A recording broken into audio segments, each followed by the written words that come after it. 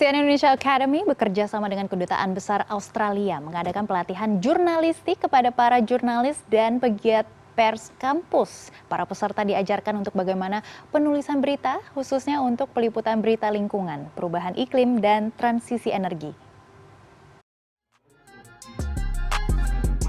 Sebanyak 30 peserta dari kalangan jurnalis dan pegiat pers kampus dari Jakarta dan sekitarnya mengikuti pelatihan ini. Acara dibuka langsung Second Secretary Kedutaan Besar Australia, Eden Mayet, dan Wakil Pemimpin Redaksi CNN Indonesia TV, Revolusi Riza. Peserta diberikan materi oleh salah satu jurnalis senior CNN Indonesia, Yogi Tujuliarto, yang berpengalaman dalam peliputan soal lingkungan.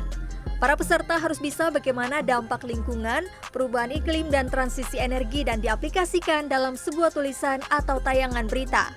Salah satu peserta, Maria, mengatakan pelatihan ini sangat bermanfaat bagi dirinya karena sebagai mahasiswa yang aktif dalam pers kampus, dirinya menilai penulisan berita khususnya berita mengenai lingkungan dan perubahan iklim di Indonesia yang ia dapat di kampus masih kurang, sehingga perlu banyak masukan dari para pemateri yang berpengalaman dalam penulisan berita lingkungan.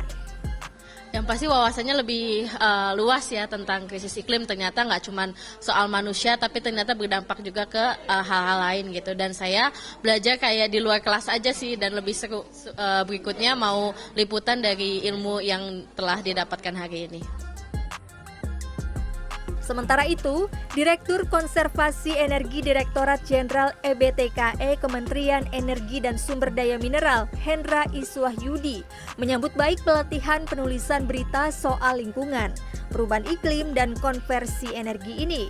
Ia berharap pelatihan-pelatihan semacam ini bisa dilanjutkan sehingga bisa membantu pemerintah dalam mensosialisasikan program energi hijau dan energi biru yang dicanangkan Presiden Prabowo Subianto.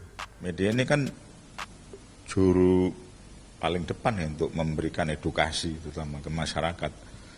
Ya kan, apa sih energi terbarukan itu, mengapa kok penting?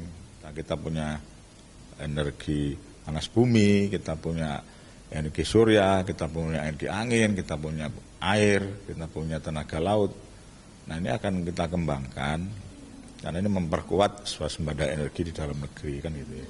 Nah, ini kalau para pers memahami konteksnya, memberikan edukasi ke masyarakatnya, jadi pas sinkron, termasuk program efisiensi yang kami sampaikan tadi. Pelatihan di Jakarta ini akan berlangsung hingga tanggal 29 November 2024 dan akan dilakukan di berbagai kota di Indonesia, salah satunya di Makassar, Sulawesi Selatan pada bulan Januari 2025.